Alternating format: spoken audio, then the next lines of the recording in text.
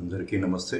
భగవానుడు రజోగుణం గురించి ఏమని చెప్పాడో తెలుసుకుందాం. దీనికి ఎగ్జాంపుల్గా మనము రావణాసురుడిని తీసుకోవచ్చు. రావణాసురుడు తన యొక్క బలం చేత, తన యొక్క ధన సంపదల చేత, శక్తి చేత అందరి పట్ల బల ప్రదర్శన చేసి వారందరినీ తన ఆధీనంలో ఉంచుకోవాలని చూసేవాడే రావణాసురుడు. అలా మానవుల్లో రజోగుణం గురించి శ్రీకృష్ణ పరమాత్మ చెప్పినటువంటి విషయాన్ని తెలుసుకుందాం.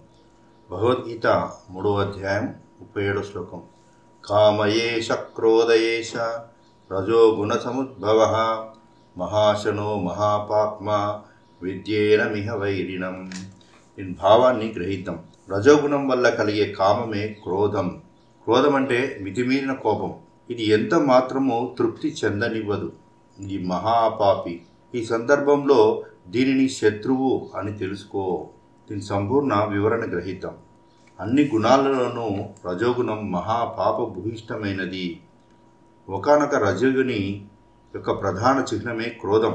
క్రోధం అన్నదే ఆత్మకి పరమ శత్రువు. మానవ జీవితాన్ని నాశనం చేసేదే క్రోధం. క్రోధం ఉన్నవారు ఎప్పుడూ తృప్తి చెందలేరు. క్రోధాత్ములు అశాంతిమయులు. అయితే ఆత్మ పరిణామ క్రమంలో ఇది ఒకానొక తప్పనిసరి దశ.